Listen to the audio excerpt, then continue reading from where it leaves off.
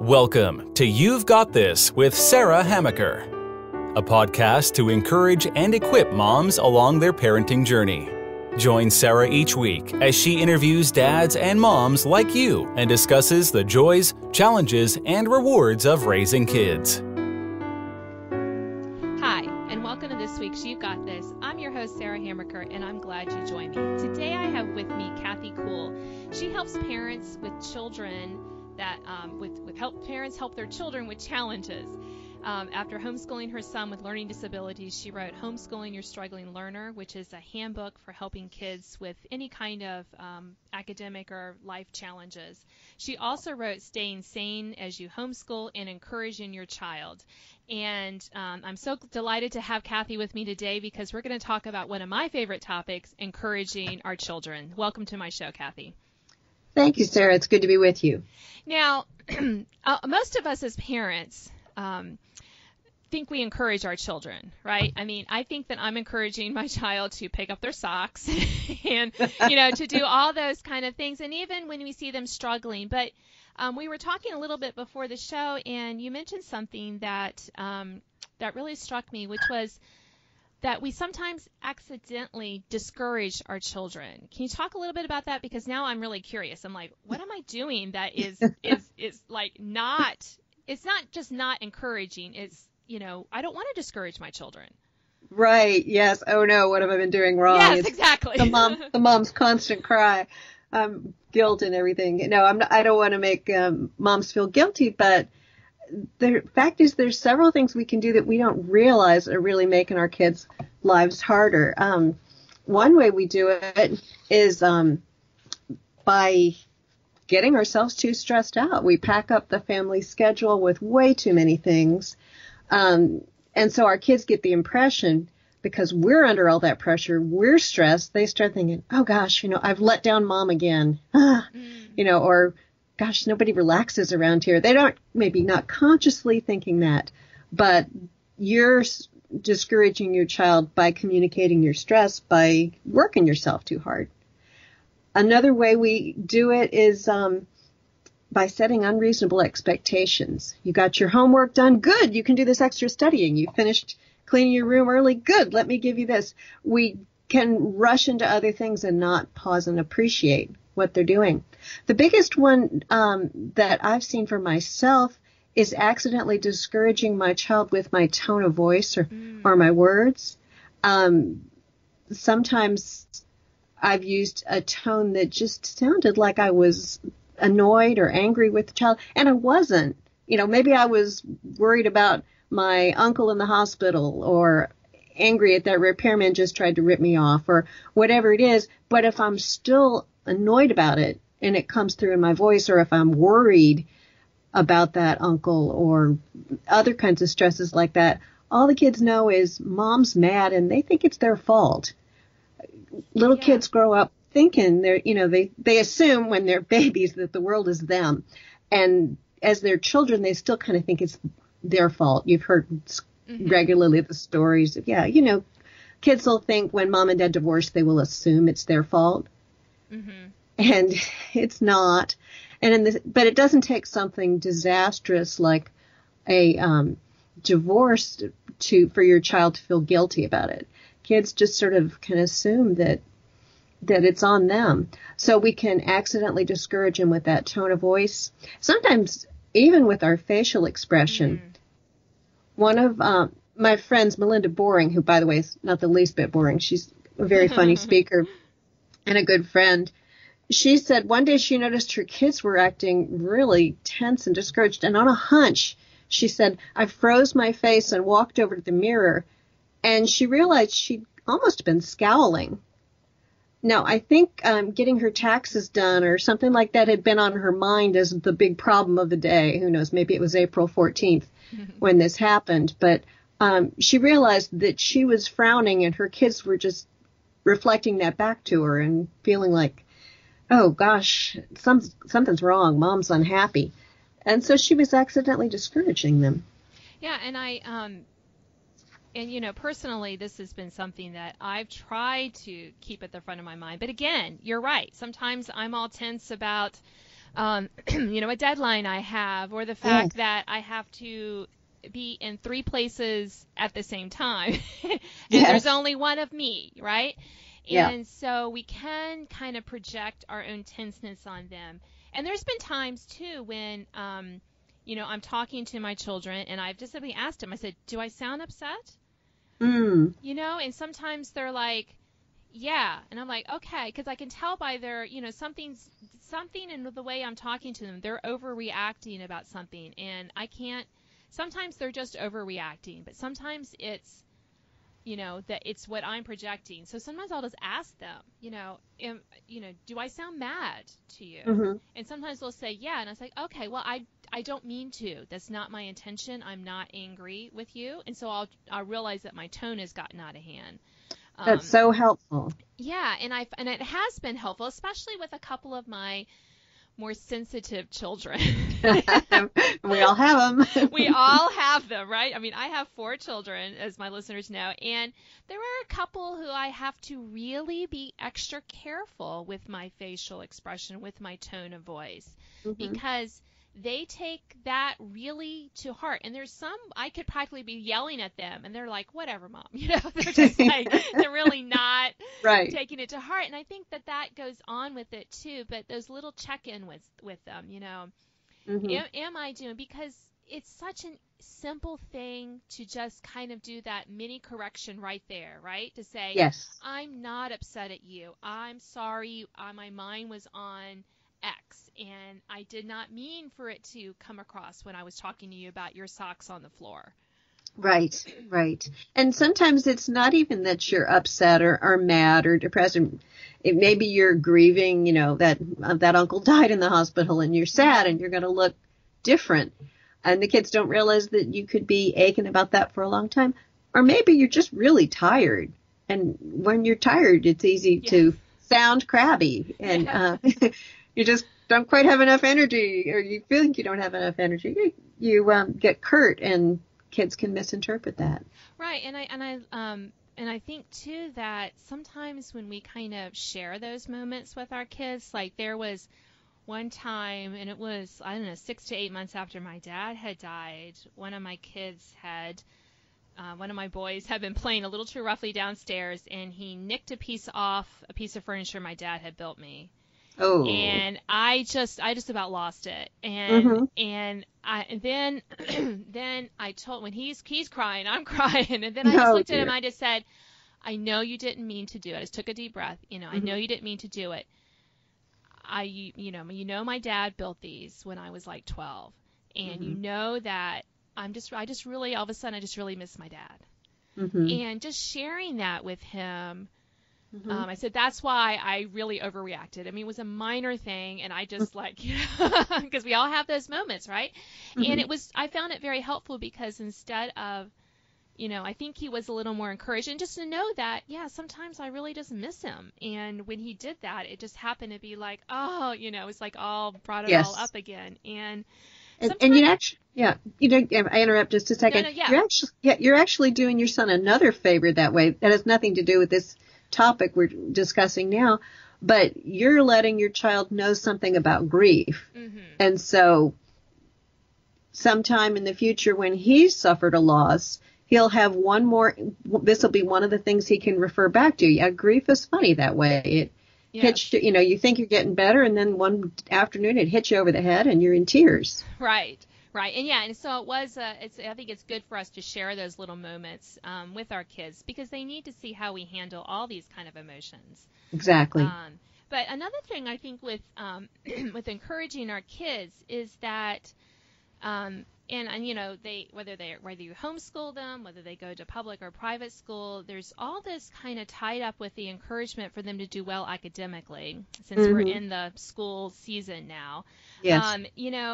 And this whole use of rewards and praise, and I think it can kind of get a little bit off kilter sometimes, and we maybe don't know exactly, what's the right way to do it, what's the wrong way, because we want our kids to do the right thing because it's the right thing to do, especially when it comes to their schoolwork. And yet sometimes, they need a little encouragement that way. So how do you navigate kind of that, the praise and reward part of it? that's a complicated topic, and I have a couple chapters in this on my book on encouraging your child, where I go into it in more depth. But there's many different things talking about getting A's or F's or whatever is in between.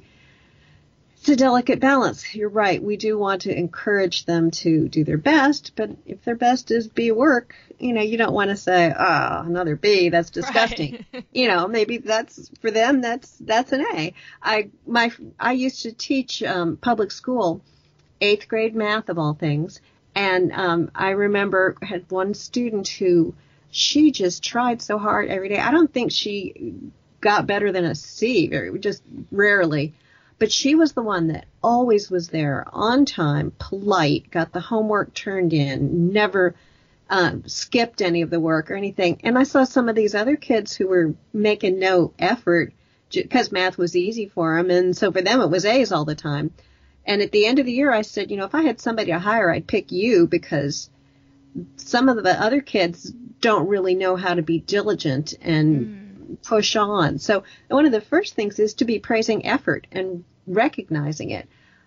Sometimes our kids are struggling really hard and all they get is a D or a C. And if that's the best they can do, we still got to recognize the effort they made. Because it's not much fun working really, really hard and only getting a mediocre grade. Yeah, right. I mean, exactly, Kathy. And I think, too, that's one thing that we've tried to emphasize with our kids is, I expect you to do the best you can. And sometimes that's going to be A's and B's. And sometimes you're going to work super hard and it's going to be a C or lower, And, as long as you're trying, I can see that you're trying. And if you're struggling, let us know so we can get you extra help if you need it. Right. Because of my work with families with kids with learning challenges and learning disabilities, sometimes that can be a symptom that the help they need is not just you after school or hiring a tutor. They may need some extra help. There may be a problem, especially when you see a child like one of mine is really bright in some areas, and I'm thinking, okay, I know you're bright because of these insights I see you coming up with and your memory for detail. Why is this other thing so hard? And our kids can be discouraged by that too. They look around and say, well, it seems like I know this stuff a lot quicker and more solidly than this other kid, but she's doing a lot better in grades. What's going on? So they think they're stupid. Right. Another thing to praise is not just the effort, but the continued effort, the perseverance, the pushing on in spite of getting that C. Because sometimes, especially the prima donna students who get A's all the time, they get a B or 95 instead of a 99, and they're in tears and they don't want to try again. So encouraging our kids and praising our kids for continued effort is important. Another way we can praise our kids more effectively is, obviously we praise them when they succeed, and I'll say some about how to do that, but thoughtfully is so important. We can just toss off praise like, oh, nice job, and then we're on to the next thing. But there's ways to praise. I'll say a little bit more about that right now. I guess that's better. Praise should be specific. You don't just always say good all the time. Of course, sometimes we do, good, thank you, fine. Some feedback is all right. But when we can, you've really got an unusual opening for this story. I love it, or that was so thoughtful of you to take initiative to help your cousin that way when I hadn't even asked you. Specific things you like about what they're doing. That showed kindness. That was very honest of you to admit to me that there was this problem and you didn't try to conceal it from me. For instance, if a child fails and tells you they failed, they're being honest. They could have tried to hide that paper, hide that note from the teacher. So do we appreciate their honesty and their perseverance? I also want to praise the progress. Sometimes it just takes a while to get through something, and maybe they got a C this time, but it was a D last time, so that's progress. Pushing on is important. One of my relatives went to the Naval Academy, and where they deliberately give you more work than you can do to see how you do under pressure. Right. And she barely passed one course, but when she was finished, she said, well, D for done. You know? So she saw that she'd learned a lesson through that. Yeah, and I love that. And our local elementary school several years ago moved from doing like our traditional academic kind of based certificates at the end of the school year, and every classroom has what they call Success Day, and every student gets a certificate, but the teachers are very creative. Like somebody might get a certificate for being the friendliest in the classroom. Or being the, being kind, or, so they're based more kind of on characteristics, or being the one who persevered, in math or something like that. Yes. And they have to take a little more thought for it, but you should see the kids' faces. I mean, it's one of the, I don't know. It's just, I love watching all the kids go up there and get their little certificate. And because you can tell that they know that their teacher has noticed them. Yes. And notice not what they're doing academically, which, there's enough emphasis on that already. Yes. So, and some of those kids probably are struggling, or maybe haven't, been able to do as well as they wanted to, but they did contribute positively. So I love that. And but before we have a little more time left in our program today, but I did want to get to something else that we briefly talked about before the show, which was helping kids learn good habits to self-encouragement. And with, one of my children who shall remain unidentified. And, I'll try not to guess. Yes, yeah, don't guess. I know. Don't guess, Kathy. Kind of struggles in this area. This child, has a hard time replacing those mantras that go through our brain when this child repeatedly, forgets to do something. And so I would love some tips on how, I have my own ideas, but I would love to hear yours on how to help our kids kind of replace those, those broken records or CDs or MP3 players, whatever you want to call it today, in their brains so that they can kind of do that good self-talk encouragement. Oh, that's a great question. And it is so important to think about what stories you're telling, what stories your children are telling themselves about themselves, but also, what stories you're telling yourself about yourself. Because if you don't see that that's going on in your mind, it certainly is. Everybody tells themselves stories about themselves. You come up late for a meeting and you say, I'm always late. Gosh, this is terrible. One way you can do it is through literature when they're young. Read them books like, remember The Courage of Sarah Noble? Sarah goes through terribly hard times. She's frontier, and I think she ends up having to travel a long distance by herself, and she's 7 or 8. It's just written second grade level. It's not a hard read. But she goes through it saying, keep up your courage, Sarah. Keep up your courage, Sarah. So examples in literature can help. One thing we can do is we can help each other's kids with this. For instance, if I'm with you and I get to spend enough time with one of your kids, I can say, Silas, I really appreciate how you did this, or, I noticed you're doing this. One of the moms I interviewed for Homeschooling Your Struggling Learner said that this really had remarkable effects on one of her children, that a friend of hers said to the speaker's daughter, she said, I really appreciate how patient you are. And the mother of this child thought, well, I don't think she's particularly patient. But this was a respected friend, and the girl thought, yeah, I guess I am sometimes kind of patient. Yeah, I'm a patient person. And the girl started being more patient. That became part of her identity. Some of our kids need time to relax. Breathing exercises can help. That sort of focused time. They get tensed up. Too much time on social media certainly makes this worse. They're just bombarded by noise and imagery. So that sort of